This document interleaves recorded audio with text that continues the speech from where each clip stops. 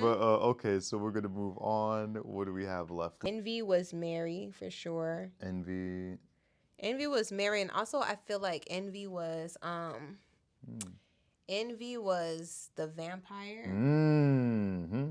Remick is an amazing actor. One, okay. He was, yes, he did his thing. But we were talking about envy, and he was envious of obviously not being let in, being let out, and being alone. And also he wanted the source, the root, the history. He wanted to be a culture vulture, and he was.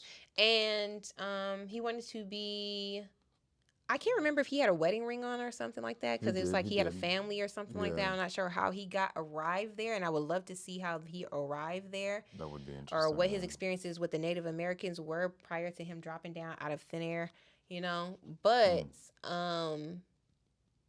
his backstory, because the devil always has one, you know what I'm saying? And it lets you better understand what's happening, even though it is what it is. You know what I'm gonna say with the opening scene, how he almost jumped, it was very reminiscent of the term, like, sorry to take it biblical, I'm actually Muslim, but the fallen angel, you know what I'm saying? So that was like a really nice like ode to where did he fall from, because you know, nigga, you feel like you jumped from something, or you know what I'm saying, you fell out of the sky, nigga. What the fuck? He was burning because it was sun up, and they were chasing him, I guess, or hunting him until sundown. But it didn't look like he was stumbling. It didn't Right. give. It didn't give He the literally feeling jumped. like or fell. Like that's like what he I was like. fell there in Mississippi, Yeah. out of all places, Oh my to goodness. terrorize the black community. Okay. Oh my goodness. That lets me know that they'd be dropping out these demons and devils in all parts of the world to mess up the community. Preach. Preach, preach, preach. Church. Well. Him and Mary, I would say he was envious, or he's an honorable mention for me, and Mary was envious because one, she wanted to be included, and she wanted a sense of home and comfort that she couldn't get from either side, apparently. And so she was envious of the love that maybe Stack and Smoke shared, or envy of Annie and Lisa having their husbands and not being able, they're able to blend in because they're the same race relationship. So wanting that love and respect and some type of, although like Annie said, she was family, so it's not like people disowned her. Well, you know what too? It's a matter of identity crisis, because like, you know, that's really where the sense, because she was accepted, like you said, She was accepted. She was accepted. allowed to She come was a in. part of the family, and she was kept, and she was kept in the fold. And it's a matter of an identity crisis. I think and that's what we discussed earlier. What was kind of off mic, but we all mixed people go through an identity crisis. But we are not. Once we develop as a human being, we are not our identity crisis. You know what I'm saying? We evolve past our identity crisis, but it is a part of who we are at some point in our lives, in our journey. Some people stay stuck on it. You guys don't understand how, or maybe you do, how difficult it is to first acknowledge you have a trauma, to confront that trauma, then to do something about the trauma. A lot of people stop halfway through that arc, and by stopping, you stay stuck in the cycle. But to work through that, like I said, mixed people all have an identity crisis at some point. Once again, like Mary, she said Stack taught her how to fight, and she will beat up anybody in this joint. And I would really like to see that fight. I will pay money to see that, because I think you really he done blew your head up. That's one. Ooh. He blew your head up to think that you could take any black woman in there in that juke joint. You know what I'm saying? But I love that most of them were being poised and demure and cutesy and handling their business and having fun, because that's what they hard working, sharecropping behind did, outside of just sashaying up in here from Chicago or wherever the hell you can, Arkansas, okay, with your white husband and your silks. You know what I'm saying? So I'm pretty sure a day on the fields and stuff like that, I wish you would tap a bitch. You know what I'm saying? She'll knock you clean off with just one palm. Mary tried to make it all about her. She came uninvited at the end of the day. And then she asked for an extra invite to be a demon. You know what I'm saying? Like, bitch, we don't understand what's happening here. Because, no, seriously, like, Mary is self-centered, and a lot of people are. Like, it's not about you. This was about two black men who experienced racism in Chicago and Mississippi and came to fight with the devil they didn't know, and try to win and help out their community and themselves in the process and build something. You know what I'm saying? Even with all the hate they received, all the rumors that was about them, all the things attached to them simply because their daddy was evil. You know what I'm saying? It wasn't necessarily always their actions. You know what I'm saying? But they kind of probably went with it because they had to go to war. You know, they dealt with the war, and they dealt with, look, if this is what we're gonna be, and people they were turned out of the bayou because, like Smoke said to Sammy, they thought that some kind of evil that was in my father was going to pass down to us. There's no way that type of evil can be washed out. So that's why they got denied to go to the bayou and be free black men. So they tried to make it another way. You know what I'm saying? And so I'm going to tip my head off to them because they did not submit, and they did not stay stagnant. They always thought of a way, even together, you know, seeing each other's strengths and weaknesses and working with that to provide a better future for themselves and know that they are not their father, and for their community. Breaking generational curses is what they were trying to do. Yeah. And what they did. And also I want to say that the trauma that they had, you know what I'm saying? Like they were kids. He had to start killing early, realize, okay, I have to kill to survive. You know, I may be in situations where I have to kill to survive. Then they went to war, right? So that's even more. So that's even more trauma that they experienced, right? But let us not forget, they grew up in Jim Crow era. So they experienced trauma from the racism, right? So then they came back, like a lot of the black GIs came back after fighting for the war, and what do they expect? To be treated differently. That's more trauma, because now you're confronted. It's a dream deferred. You're being reminded no matter what you do, you could spill blood for the country, what angle you take. Not only are you going to spill blood for this country, you know what? We're going to put you on the front lines to clear the minefields. You know what? We're going to shoot you in the back and just claim it was enemy fire because there's so much chaos and war, nobody's going to know. And by the time they do figure it out and they do the bullet analysis, there was no real forensics. They're not going to know who did it. There's just going to be another body. And they didn't care because you were just another black body that was there as fodder, not strategically placed. You were fodder to them back then, in most cases. And so you got to understand, like, or we have to understand the levels of trauma. And this is why you respect your elders. This is why the black community, above all else, we respect our elders, because you do not know what these people have gone through. You do not know the segregation. That's why when older people don't like young people using the N-word, you know what I'm saying? Like, we use it pretty frequently. And I mean, it's just because it's fun. It's jokes over here. We're not really like taking it light. We're not taking it seriously. But there are people who get offended. And in those cases, we have to respect that and honor that because we don't know, again, what they've been through. Pride. Who was prideful in the movie Sinners as a part of the 7 deadly sins? Who are we giving the pride label to? Grace. The Asian lady? How was she prideful? Girl, listen, okay. Anyway, she tired, y'all. No, she's joking. No, but that was my question is, can we explain what pride is to their detriment? Okay. So and that's why pride is when there's a word called hubris. Hubris is when you are overconfident in your own capabilities. And I feel like that goes hand in hand with pride.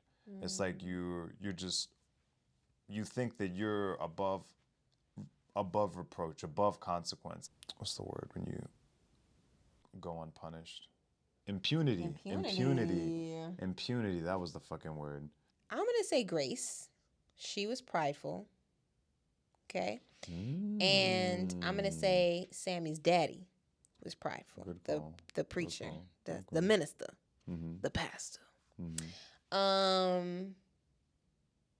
I think Grace was prideful because, like you said, when you were saying punishment and impunity, it's like she thought she was above everybody. One, in a sense, when things got rough, I feel like she chose her individuality, her side.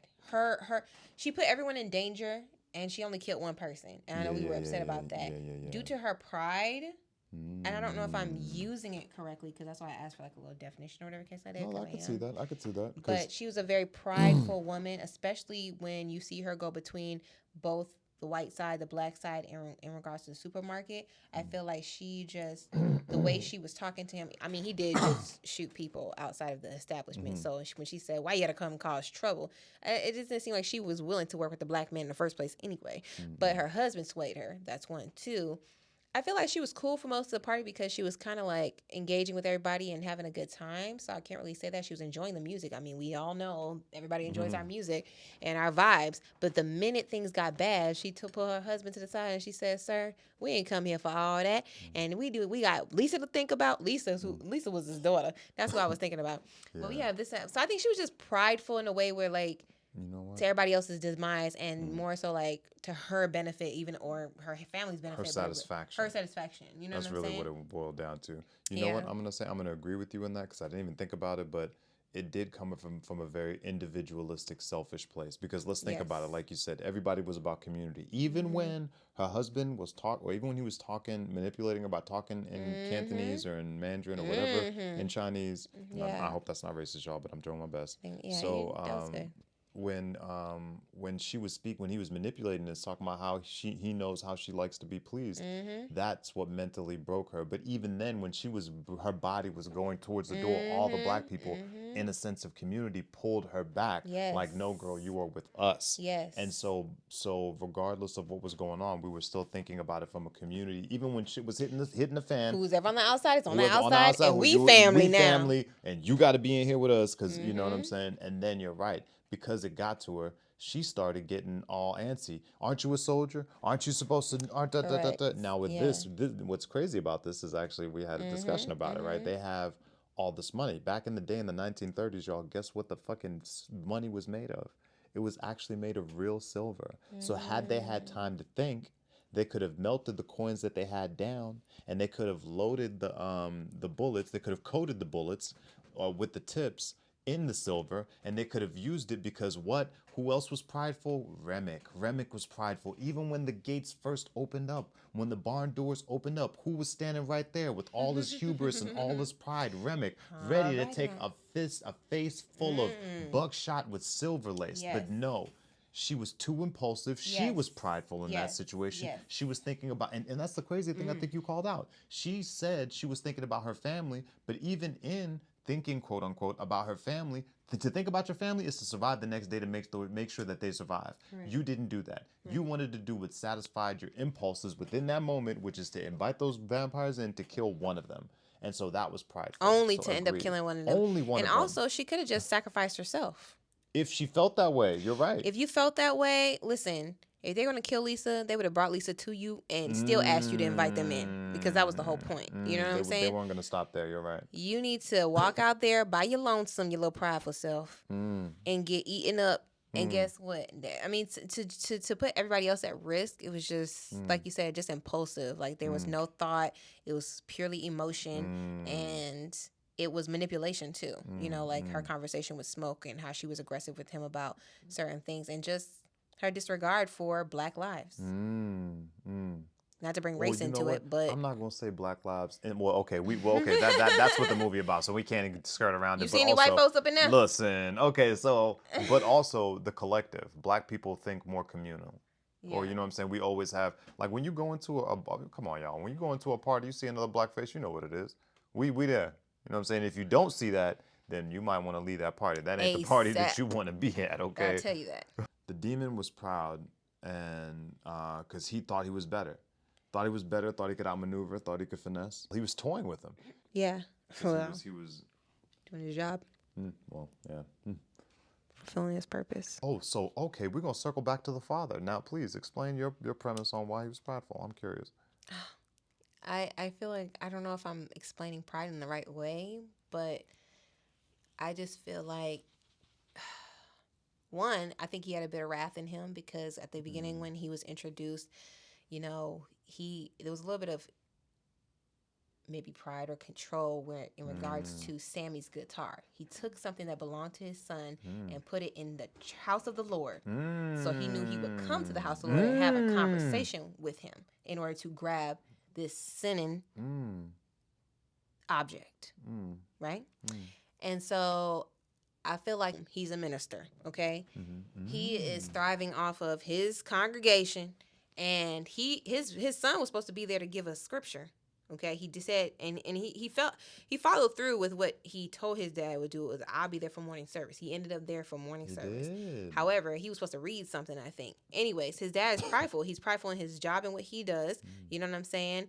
And being a father, and I think even at the end of the movie where everybody's just looking at him and he's just like having this moment with his son where it's like, I am going to help him get rid of this sin.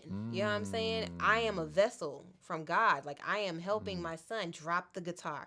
Drop the guitar. Everybody is seeing this and watching this and judging him based on how he looks and what the heck he done been through. And so as a parent, as a pastor, you don't want to look crazy in front of your congregation. You know what I'm saying? You don't want to, I'm telling y'all or teaching you guys certain things or speaking to you guys and giving you a sermon, but my own seed is out here sinning and doing what he's doing, and he doesn't have pride in that. I'll say that, but I don't know. Speaking of the guitar, no, you do know. Okay, you brought this to my attention. When I first saw the movie, I found it interesting, right? Like, he held on to that guitar. Through everything he'd been through, he held on to it. His father at the beginning of the movie said, drop the guitar. Drop the guitar, son. And he never dropped it because we saw that he even restored it. And so this was very symbolic, and I didn't understand it. So I was like, I misinterpreted it. I said, okay, is this representative of the youth and how music has a stronghold on the youth and how messages can be, you know what I'm saying? It's like basically the music is persuading them to sin, dangling them. Because the first passage that they read at the beginning of the movie, I thought was also, he said, God will never give you any temptations that you can't handle. And something similar to that. You never not give you any more than you can bear, or correct, something like that. Yeah. But the fact that he held on to that guitar, I misinterpreted. But you said that him and Slim had a conversation. Yes. So Slim basically said, one, it was so powerful because before, this is one of my favorite scenes in the movie, and I'm pretty sure a lot of people too, is when they gave you the African drums, they gave you the futuristic guitars, the electric, they gave you the Asian dancers, they gave you twerking. There was just so much. He burned the house down, burned the roof down. Burn the roof down. Literally and figuratively. The roof is on fire. The roof is on fire, I love that. baby. That's what I'm saying. If you us, then you know, you see you it. know what that is. Yeah. I love that. You pointed that out. That was good. That was literally. Kugler. You know? Gotta give it to you, Kugler. Hats off. It's Kugler the subtlety. is amazing. I would love to break down all the visuals, you know what I'm saying? The symbolism, the colors, the everything. But anyways, so basically I love when Sammy first stepped up, Slim introduced him and he said, I've been hearing about this guy all day, let him play or whatever. He stopped him. He said, tell them who you are. You know what I'm saying? That's how storytelling happens with music. You know what I'm saying? Even when they had in the 80s, the DJs, Jam Master Jay. Yes. I'm thinking of him. Okay?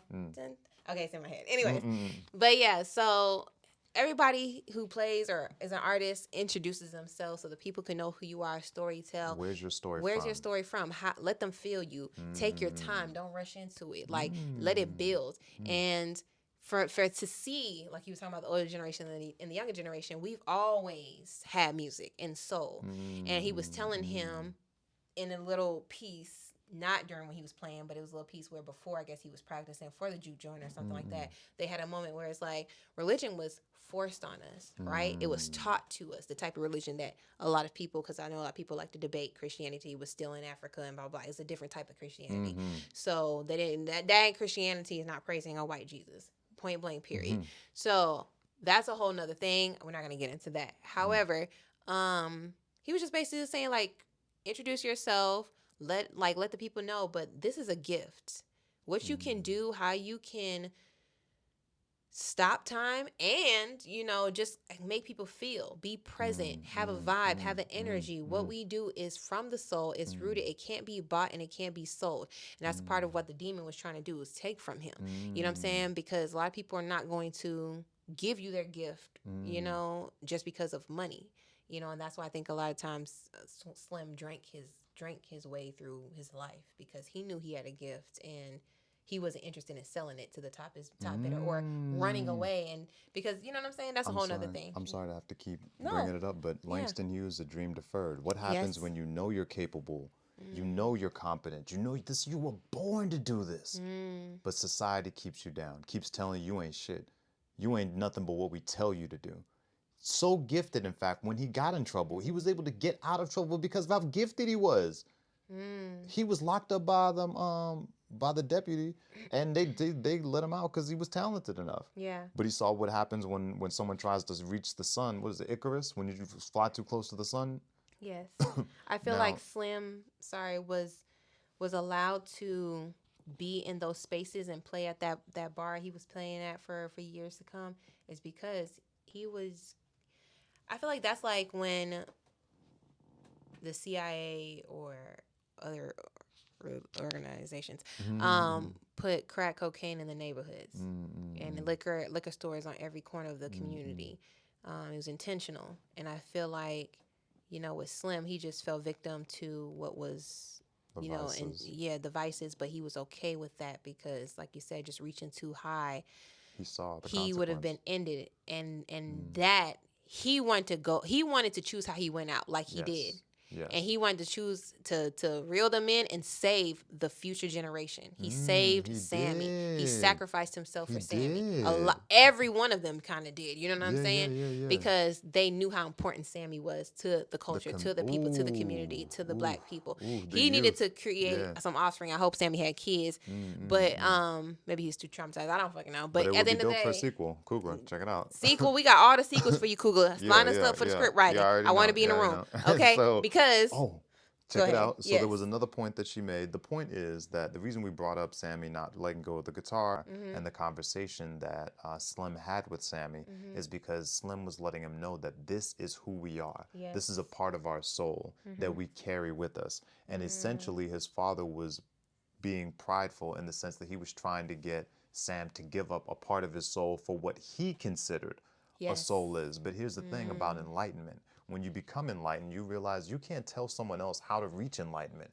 Then and trying to tell someone else how to do it is going to interfere with them achieving and reaching enlightenment. And so if for instance, if Christianity helps you reach enlightenment and you become one with, you can coexist with your fellow man because of that, that's good. No one wants to stop that. If Islam is what helps you to understand that we are all one being, we are all serving one God, one purpose, we all live, we all die, we all have family, we all should respect one another, and everyone is brothers as sisters, then okay. I'm not going to be like, oh, your religion is wrong because you give money to the homeless, but you don't do it in the name of my God. That's ridiculous. And essentially, that is what was, that is why that scene was so powerful. You helped me to understand that Sammy was not letting go of what made us who we are. Through all the trauma, everything that guitar had been through. I was just going to say that. He fought for his right to hold that guitar, and he was so connected with the music. Look at what transpired in a night based on just this boy and his gift. Okay? The power within that. And I feel like he always saw, just like Stack and Smoke, there's nothing wrong with seeing something outside of the plantation. He wanted his music to travel with his music. He wanted to get out. You know what I'm saying? Of the sharecropping life. He wanted to get out of going to church. It wasn't for him. You know what I'm saying? Not to say he was but you know what I'm saying? He wasn't his father. He was not trying to be him. And plus, his father had 11 kids laying on that dang on ground. Any one of them could be a preacher. You know what I'm saying? Like, any one of them, pick them. You know what I'm saying? But he had that gift that he could not let go of. And that was a powerful scene. Think about a gift that you have and think about your religion. And you decide which one's more important to walk with in your life's journey. And how that can impact you. The religion your parents are trying to impose on you. Yeah. Versus what you feel. Yes. I love how it's basically showing like the divide, right? Like this movie speaks to generations. There's an African American child whose only comprehension of segregation and racism is what he's taught during the 1 month in Black History Month. Yes. He has no attachment to racism, no attachment to the atrocities that were rampant throughout the Bible Belt, to the church bombings. He has no clue to the lynchings, to the emasculation of the corpse, the desecration of a body. He has no clue the pictures were taken of lynched bodies with pride and smiles. He doesn't know. You know, and in fact, the black women, by the way, for those youngers who are listening, I hope y'all know that some slave women chose to kill their children, drown their babies, rather than have them grow up in bondage because they Right. knew, like Right. Killmonger said, Yeah.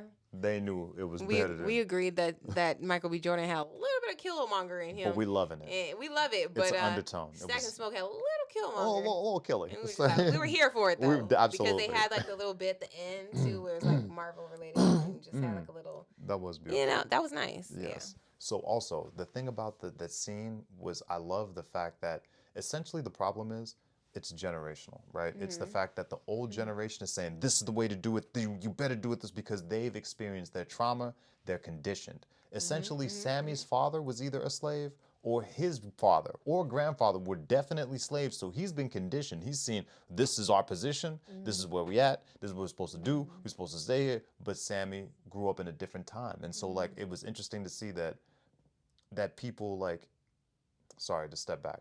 This movie is going to be the understanding of that young black person. Oh, this is what they're talking about. And this is why I need to respect my elders, because the stories like the one that he told in the car, Slim told in the car. But the point I'm trying to make is that there's a generational divide in music, right? We're like, oh, that you new stuff, da da da da da da, yo, just da da da. But there's still soul within it, and the issue is that it's like when two people are having an argument, they're saying the exact same thing, but they're so prideful. They're saying it in different ways and they're not listening to each other.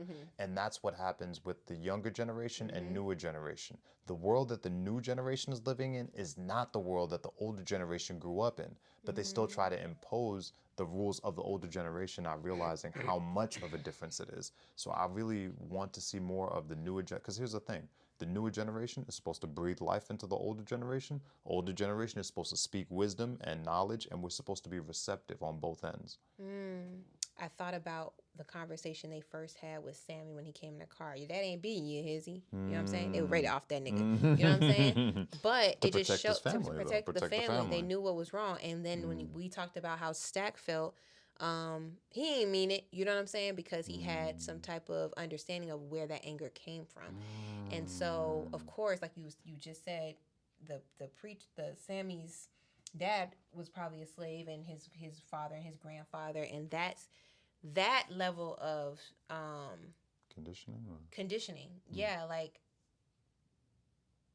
the mental health that the black men and women, but I would say black men, like you said, when Slim said, he cut off his man stuff too. I love that they put that in there because this wasn't like a special case. You know what I'm saying? A lot of black men had their stuff cutting up in front of the woman to show some level of, dominance. Right.